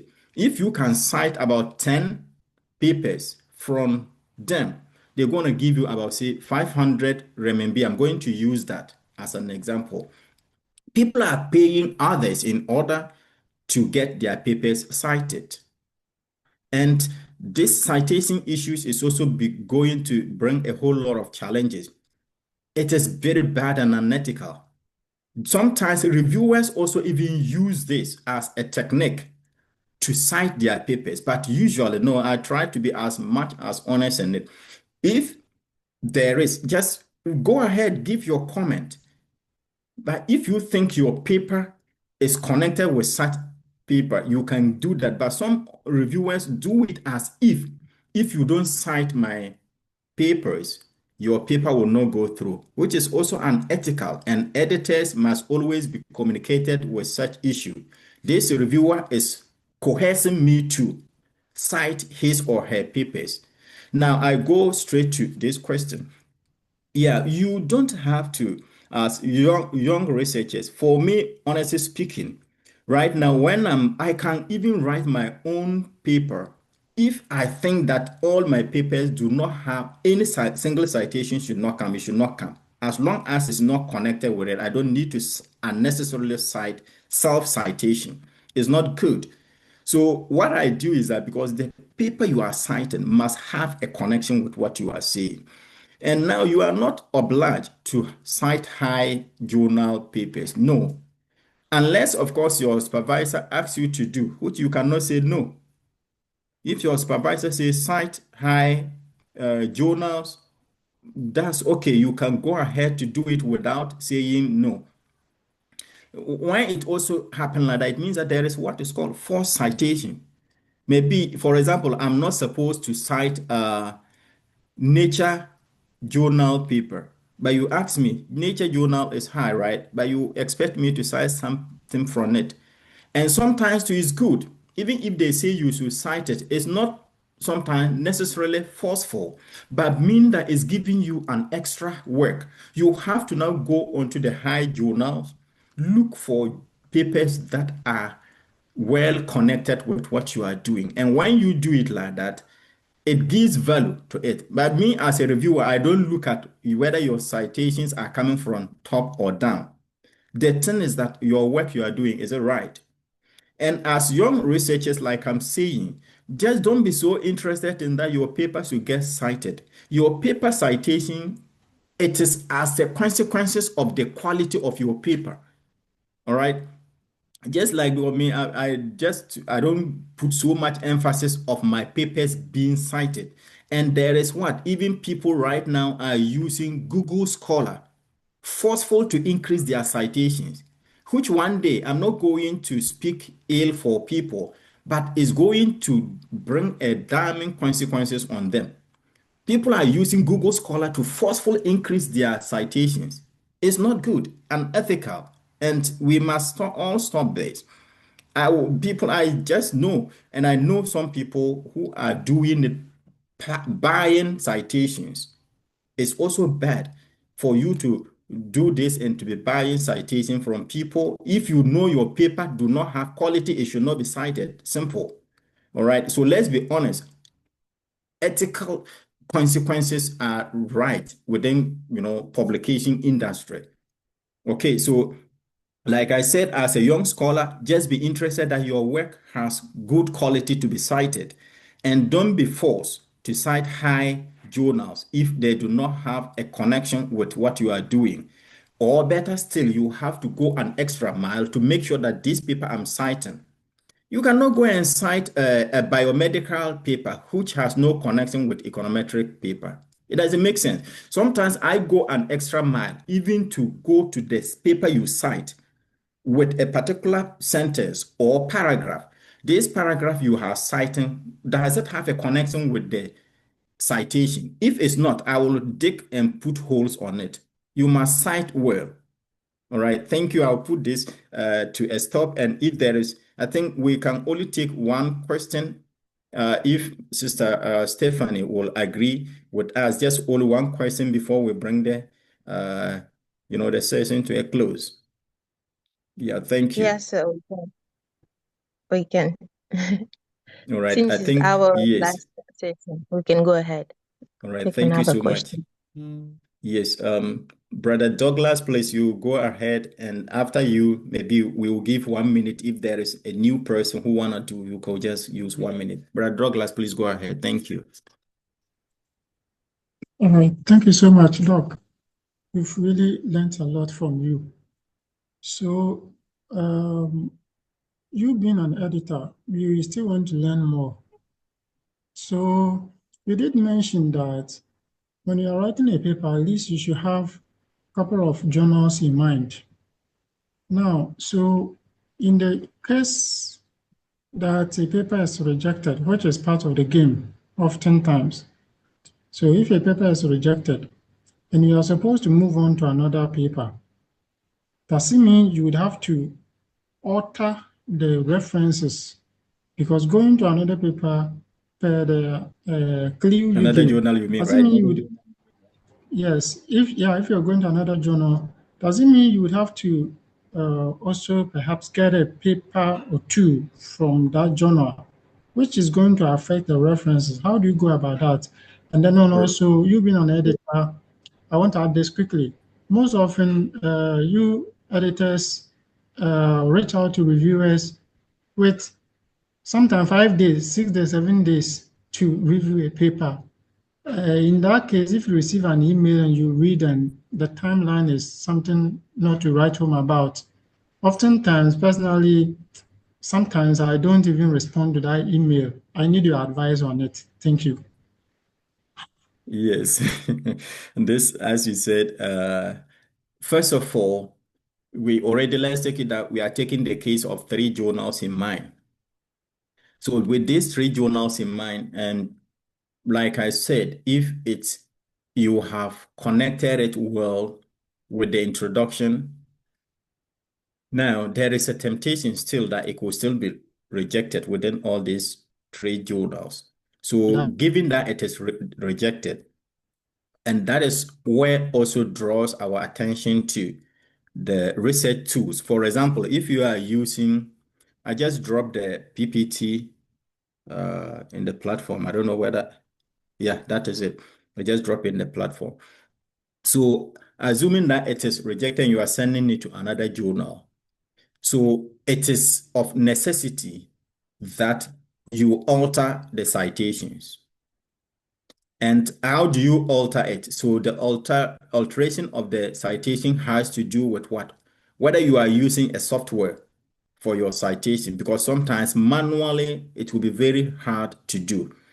But if, for example, you are using Zotero or any other citation software to do it, What it therefore means is that you will have, for example, what I do is that the journal that did reject my paper, it doesn't mean I will take entirely all your citation if they are not so much that I can't do without. Once it is rejected from that journal, I make sure that I take all those citations from that particular journal. And the next journal that I'm going to do, it means that it's another time you have to use to search for correct citations from that particular new journal to replace it with what you have done. So, but when you are using like Zotero to do that, now you will find the correct journal, you input them in the system. So you just go to that particular, maybe if it was citation one, I will just click it off and insert the new one. After that, I just go to the Zotero or the end of it, and then it's just automatically done. Then I'll send it to a different journal. And just to talk about it as an editor, sometimes, like you just say, it takes a whole lot of things to look at into to consider. So what I'll just say is that as an editor, usually like these citation issues, you don't look at it. I'm looking at what? The scope first, contribution, methodological rigor. And if these are already done and it is what? Within the scope of like the journal, like I said, you go ahead with it to invite reviewers. And as you say, sometimes they invite you, giving you time. Sometimes, we are all busy and you are not paying me for it. If I see it does not fit, because this week I'll be busy, and you expect me to submit it within this same week, honestly, I will have to reject it. Sorry. But I will not review the paper and have trouble with my employer. No. All right.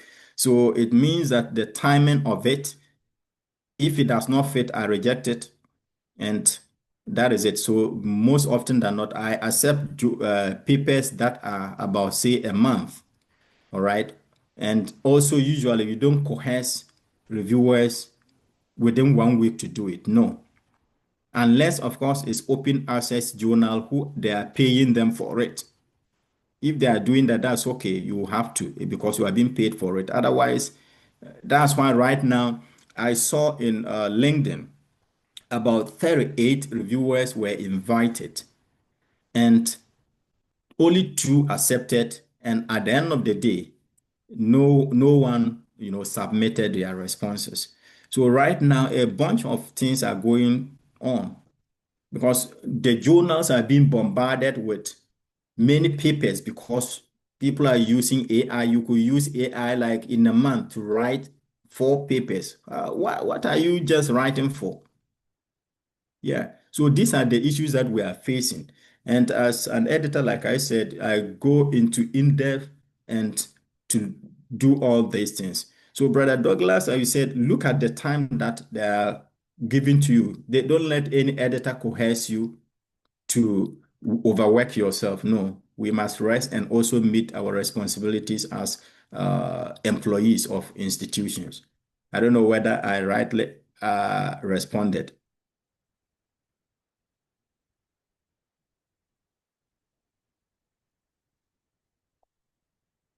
Hello. Okay, Sister Stephanie, is it possible you could maybe close the session for us, and then maybe if Mr. President will say something or the Vice President before we close the session. And I just want to first say something. I thank OAD President, the organizers of this wonderful, you know, conference. And I always say I feel humble to have been invited to do it, not because I am an expert, but just because I am motivated to the success of many people. That was why I took it up. And I thank every participant. Whatever that you have learned is just you keep learning. And whatever that I see here, and if you see there are inconsistencies, this will take you another level to verify certain things, information that we put up here.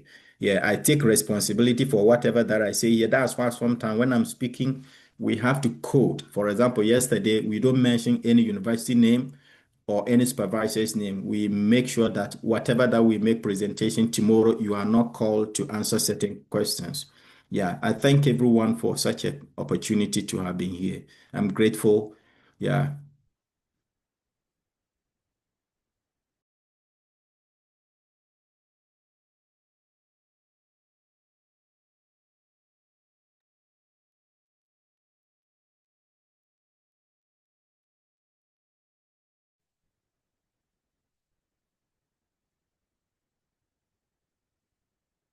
Yeah, Sister Stephanie, I think if you could close it. Yes, I already put the PPT on the platform. I think, yeah. So let me try and see. I already put that in the platform. Do you know? Yeah, I did. Yeah, so I already put that. This is the PPT. Yes.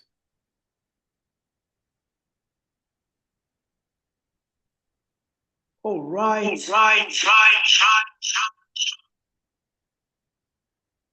Can you hear me? Yes, President. Yeah. Oh, excellent. Very warm greetings to all of us. It's been our joy to have finalized today's engagement and also the various engagements we had in the past 3 days. And let me begin by thanking our brother, Professor Hermers, who has taken very beautiful time to communicate to us and give us very rich resources, which have been very useful these days we've been working together. So want to thank also the other leaders of OED Global and everybody who has participated in the engagement these days. It's been a very good one, and we're very confident that many people have got something good.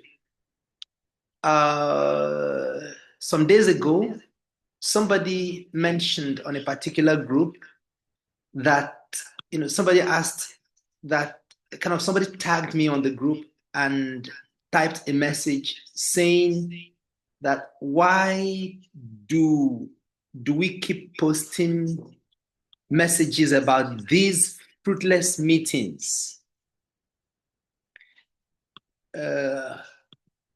And I could feel his pain, because indeed we keep posting messages, and for some people they think that it is too much because it's not really something directly beneficial to them. But one question I asked him is that why should adults like us take all these years, so many years, doing one thing again and again, if indeed it is fruitless? Of course, I took the opportunity to provide maybe over 50 messages or so, helping to guide him to understand that even though I'm not working hard, trying to maybe make him get convinced that what we're doing is fruitful, but I just wanted to make it easier for him to be able to handle the situation he's going through, because it's basically possibly he is stressed in one way or another. Maybe something is happening and these messages keep coming, and these are not important to him, so he feels that it is fruitless. His assessment is based on his experience, and it may not be wrong by his assessment, but the feedback we keep getting from the various people who participate in the things we're doing, those feedbacks are the things that make us feel comfortable and feel that we have to go ahead and continue doing these things, providing these resources. And we're doing all of this for free. Everybody knows we have not charged anybody for several years. We've been doing things of this nature. There's never been a time that we charged anybody to pay anything. And Dr. Hermas kept emphasizing that throughout the time he was providing the training. He kept emphasizing this because he knows, just like I do and everybody else, that there is no specific or particular reason for which we should take money or take anything from anybody. We just want to be able to support our brothers and sisters. And if you see some of the comments that are made, people are coming from different research fields. Some will arrive and they are completely, novice in the area that they have come into, and they don't really know how to go about it. We are able to provide people that help them to become mentors, to guide them through various processes, and they are making progress. They are surviving. And for other people, they come from countries where they don't have, which is most of us, come from countries that don't have sufficient resources in terms of, research equipment. They are not experienced, they are not skilled in those things. So when they come here, we want to be able to, and of course, we're talking about 5 different continents, not just countries that we're engaging with. They don't have this expertise. We want to be able to support them and help them make progress in what they're doing. So we want to say kudos to all of us who have participated in these engagements. Please, you can have a look at the YouTube channel. We provided the recording for the first day, the second day, and the recording for this third day will also be available. The recording for the first and second day are in the in the message box. You can check your message box right now. You'll be able to see that. And also, if you have not, if you're not part of OAD, you have not joined any OAD group, please let us know. We will be able to bring you on board so you can participate. And remember that it's not all about taking. For many people, they only remember these things when they have problems.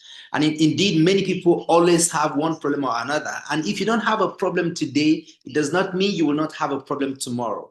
And remember that having problem does not mean you are weak. It means that you have not had a chance to develop yourself in specific areas that should allow you to have the capacity. So be very open, be very straightforward, be willing to receive support, and also be open to providing support for other people. In that way, the system can be sustainable. Don't check the groups only when you have need. Also check the groups with intentionality that you are looking forward to finding somebody that may have need of something and you're looking for ways to be of help to other people. Be intentional towards being, helping other people, and be consistent about it. Be tenacious, maintain accountability, and be passionate about it and persevere. Stick to whatever we need to do so that we can support one another. We are all on earth together. And from our experience at this level in our lives, we have found that life is quite a difficult place. Many people are going through many things. And, as a result of our interactions in OAD, we're able to know what's happening to people at different stages and the things they are going through. So it's very tough for many people. And we feel very, devastated where every time we keep hearing of people's problems and the things they are going through. So when you see all the efforts we're putting in, that we're trying to see how can we make life a little bearable for just if whatever number of people we can support. And of course, we're building systems that will go beyond just supporting people towards graduation. We're facilitating processes of allowing people, providing recommendations for people who have been with us. So if we see that you have good research, participation, you are able to collaborate and do things, it makes it easy for us to write recommendations for you for jobs and for other things as you graduate. Those who want to go into business, we're also building processes through which we are able to facilitate innovation funding that can allow people to build things that will move towards the actualization of our vision. Our vision is to enhance the quality of life in Africa through research, technology, and innovation. And how we know that this is going to get done is we want to be able to do something measurable, and that is to accelerate the velocity of money in Africa. How we're going to do that? We want to co-own businesses. We want to co-run businesses, not just to co-own, we'll co-own and co-run, which would imply that money will go into people's accounts, purchasing power will be increased for everyone who is participating. As a result of that, we don't have a lag in terms of having the possibility of exercising your consumption power. Everybody has consuming power, but not everybody has purchasing power. So we want to be able to raise everybody's purchasing power. And when purchasing power is raised, it means that demand is raised across the continent. And when demand is raised, it will provide money for innovation funding. With innovation funding, more products and services are created. With more products and services created, more companies are set up. And we will be setting up companies ourselves. We have begun to run various processes on that. We have about 31 of those right now in the pipeline being designed. We're also making plans for a meeting we're going to have at the African Union and several other areas. So whatever we want to do is to ensure that we don't just dance around or do things. Remember, every member of a society has a responsibility. We are researchers. We are at the apex. PhD, if you're doing a PhD or you are doing a master's, for those who are doing PhD, you are at the apex of academic qualification, the apex of academic engagement. And this is not something to be proud of. Rather, it's a power to be harnessed, to recognize your role in the society, the role of PhD holders, PhD students, professors in every country in the world is to do research, is to think for the society and to provide methods for the society. And that's why, like our brother, Professor Hermes mentioned, what helps you get a PhD is that you have been able to identify a specific gap and you are able to ask a question, the research question that's related to that gap. And you can find a defined methodology, which you could decide to make adjustments around the methodology to make it easier for you to collect data that can answer the question that you have identified, to contribute in the filling of the gap you have also identified. Once you've done these stages, it would mean that already your work has some innovation because you're able to identify a gap and you've created some new knowledge that you are using to plug in a certain loophole in that gap. You cannot cover, no single individual is so powerful to fill a research gap in any research field. But what you do is that you contribute to filling the gap. And the contribution you make, other people that will come in the future will build on the contributions you're making by doing literature review, which will make them cite your work. So indeed, if your work is meaningful and it is relevant, people will find it and cite it. At the moment, from the collaborations we've had in OAD, about two of our papers have got almost 200 citations within 2 years, 3 years, 4 years, over 200 citations, and it's growing and growing. So one key area, if you want to get real serious citations, is be part of collaborative projects and be intentional in supporting other people. When you join collaborative projects, do not wish to do the least work and desire to have the best positions in the paper. Be intentional. Don't have a free rider mentality, which is a destructive thing that the human society has been developed to look like. Don't desire, I just want to do as little as I can. After all, I'm not the first author. Even if you're not the first author, try to do the best you can. And the model we have in OAD, we are allowing people to, if you're not the first author in a particular one, you may be corresponding author.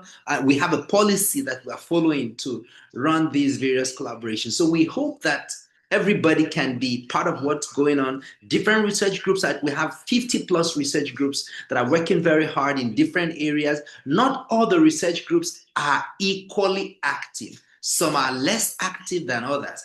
And collaboratively, we have published over 200 research articles, across very important journals. Right now, there is a paper we're about submitting.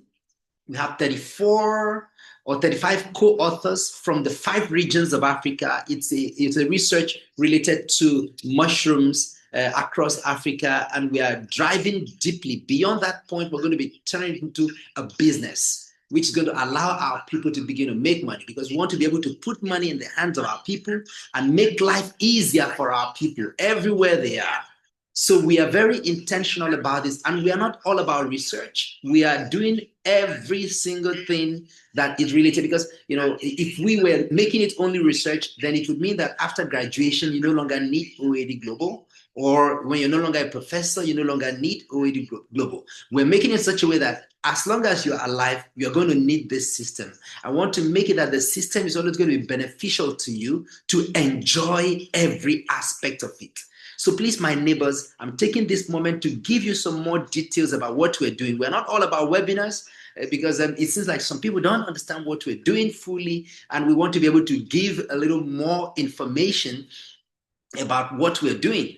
We also keep saying, find a way to find what you can do to support what we're doing. For example, you can see the item that has been projected on the screen. We would want you to scan the QR code to follow the channel, so you can understand opportunities that keep coming, because we keep sharing opportunities. And also we keep documenting what's going on. We keep making improvements, and also follow the subscribe on the YouTube channel. In that way, you can see the bigger picture of what we're doing, and you see where you to plug yourself. The whole thing, and like we said, we've never charged anybody anything. Although in the years ahead, we hope to open it up to more people, so we can, because if you're going to co-own a business, it means that you need to co-fund. So in the next few years, the next few months, we're working towards being able to facilitate the process. Some people have already begun to make payments where they put in 100 RMB every month. And these are going to be part owners, because there are projects that are already ongoing. For those who are following up frequently, they will understand what's going on, and they can grab these opportunities, because we are intentional on accelerating the velocity of money in Africa. It's our responsibility. Every society has specific roles for different people, depending on their competencies. So for PhD holders and PhD students, your competency is research. And you can also turn research to business. And that's why we have the OAD Global Paper to Product Initiative, under which we turn paper publication outcomes into products, or into, we're discussing and working together with various persons on how to facilitate these processes. We'll also be visiting the African Union. We've had a preliminary meeting with the African Union, and we'll be having more meetings as we've been invited to Addis Ababa to have deeper conversation with the leaders and present to them the big picture, because the responsibility of researchers in any continent is to, or in any country, is to think for the people, to support the people, build systems, and correlate all of those with the existing systems. So please don't take it like a joke, and it is not a one-off engagement. Don't look at OAD Global as a place where you go to get your problem solved, or you go to get something. Look at it as a place where you are building with other people to turn things around. So please, if you don't know a way to scan this code, please let us know. If you're not on any of the groups yet, like I think I can see a number of messages talking about that. Please connect with me on WeChat. Like our general secretary has provided some number. Connect there, and when you reach out on the group on WeChat, let us know send us a message, talk about your major, let us know your major, let us know your research, let us know your whether you're doing PhD or you're doing masters, so that we can invite you to the appropriate group that you work with. Also, let us know your nationality. We'll be able to link you up appropriately for you to benefit in the way that you're supposed to benefit. So please, my neighbors, I encourage you to do the best you can and always pay attention to the OAD groups, because there you will get whether it is, there are many people amongst us who are professors, who are editors in various journals. So you make life easy for yourself if you get involved indeed, not just involved to go pick something, but you are involved to support other people and to receive support for your own needs. That's what makes it sustainable. So with that, ladies and gentlemen, my neighbors, want to really thank you for participating today. And whenever you find other people in need, do what you can to support them. The world is a very difficult place for many people. Many of us don't know how to go about many things, but whatever the case, you can be sure that you have brothers and sisters around here who care about you, who don't want you to die. Please take a moment to always rest, no matter how pressing the challenge. What you need to do is be sure to get some sleep every night. I'm saying this intentionally because a good number of people get only 4 hours of sleep or 5 hours of sleep every night.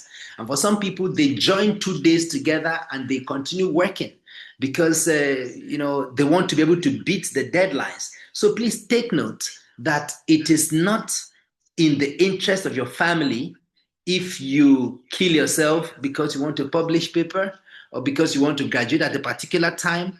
There is actually a way out of it. If you collaborate, you will have less problems on your head. And the truth is that some problem that you are trying to solve, there are other people who have solved it before. And instead of killing yourself trying to reinvent the wheel, all you have to do is to find relevant mentors, learn from them. That thing that feels to you like the whole world, to another person, it can be handled with a click of the finger, because they have done it before and they have done it repeatedly. So please don't kill yourself. We want to be able to see us living, being actually alive. We don't want to see ourselves, killing ourselves constantly and regularly. We are Africans and we all know where we come from. We don't want you to go back home broken and damaged. Many people who have finished from here, they go back and they become sick. Some have died, literally, physically. I mean, physical death. It breaks my heart to say this because these are real. And when someone knows, when you know what's going on, you cannot take life regularly. You cannot take life as regular. I know what's going on. OAD leaders know what's going on because we're in touch with people. And we don't want this to continue. We want the best for our people. And please pay attention to build this strong network before your graduation. Because by the time you graduate, you will not have so much time anymore to do some of these collaborations we're talking about. And we're hoping that if you build it well right now, it will be easy for you to collaborate later because you already have these networks functioning and you've aligned your realities with their realities. You've aligned your time with their time and things are able to flow well for you. So please, my neighbors, with this, we want to say a huge congratulations to everybody who has participated today. And as part of your own giving back, you can see the links.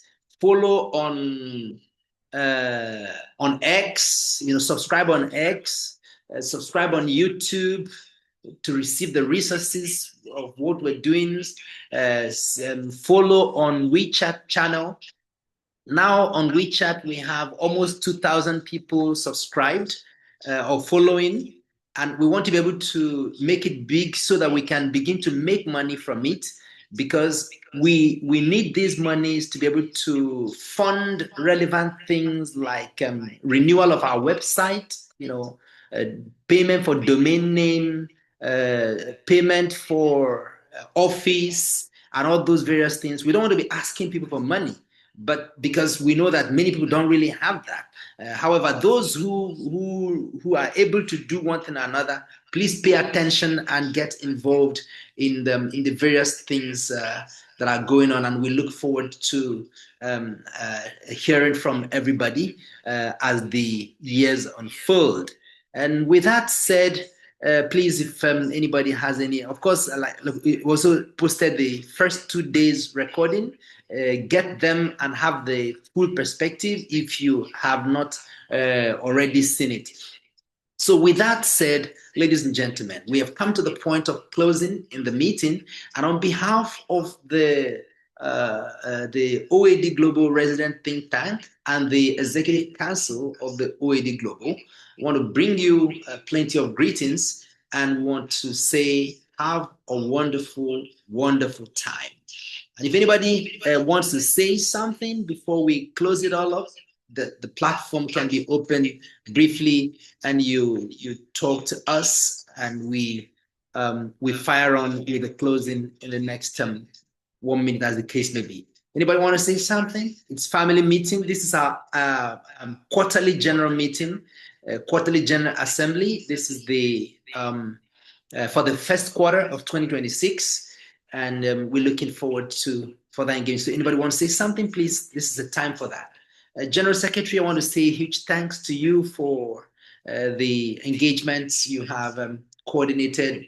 And to, yes, please, now is the time. If anybody wants something, you can raise your hand, we'll unmute you, and you'll be able to say something. Okay, Ibrahim Ahmed Kano, your hand is raised. Please, you're welcome to speak. All right, thank you. Thank you very much, Mr. President. And I've been in China since 2023, and I've been following most of the programs organized by your team.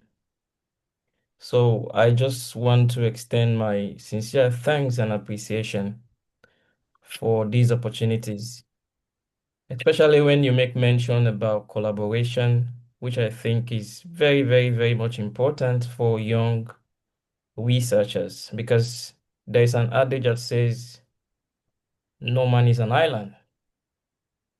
We cannot have it all when it comes to research. So collaboration is key. I remember through your programs and networking, I was able to find myself in one of those collaboration team, which they are looking at climate smart agriculture. Quite interestingly, I'm an engineer, not an agriculturist, but I was able to be part of that particular collaboration, and my voice was heard, So I learned a lot about agriculture, by the way. Things that I've not known before.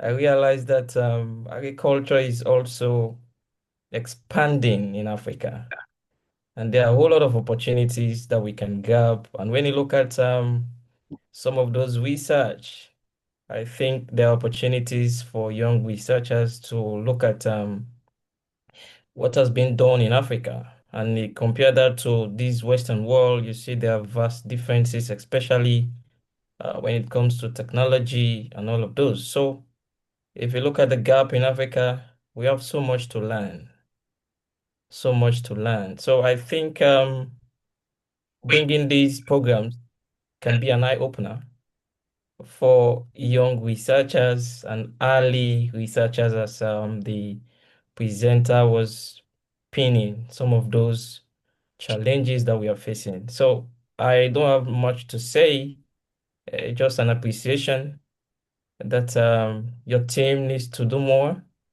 I know there are challenges, and there are frustrations, by the way, for researchers, especially when you make mention of your first statement that someone was saying is receiving a lot of messages, and maybe the individual is a little bit frustrated. maybe he's having challenges on research, I know, which is very, very difficult for us. And our parents back home are counting our days. You can imagine, and people are asking you, are you now in your third year of your program, second year of your program? So they know that you need to go back home. So thank you very much, Thank you, brother. Mr. President. Thank you, brother. All right, Anthony, you may please unmute yourself.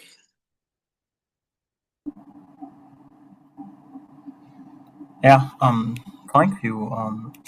I'm glad to be here today, and this is my first time participating in this Zoom meeting.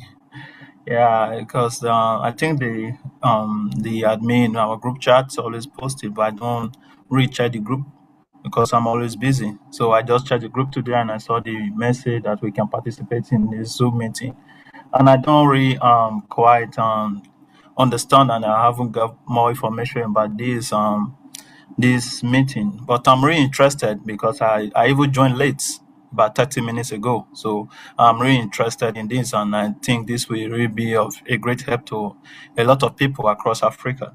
So I'm really interested, and I want to get more information about this meeting, about this research. Yeah, so where and how can I get more information about it? Okay. Please check the message and connect there. You can connect to WeChat on that with that number. Okay. Yeah. Right. Everything you need will be given to you there. Okay, no problem. Thank you. So, yeah, you are the president? Yes. Current president, yes. Okay, no problem. Thank you for your speaking and thank you for everything. Yeah, God bless you. You're welcome. All right, neighbors, I think with that, we've come to the end of today's engagement, and we're looking forward to implementation of the various things you've learned and the various progress and the plans that have been put in place. We can drive together and achieve all the progress. All the best, everyone. Yeah, thank you, Irene. I see your message. Thank you. Yeah, so let's keep pushing forward. Everybody, all the best. All the best. We close it right now. Bye. Thanks again, Professor Hermas. Really grateful. Yeah, thank you, Mr. President. You're welcome. Yeah, we'll talk more in box.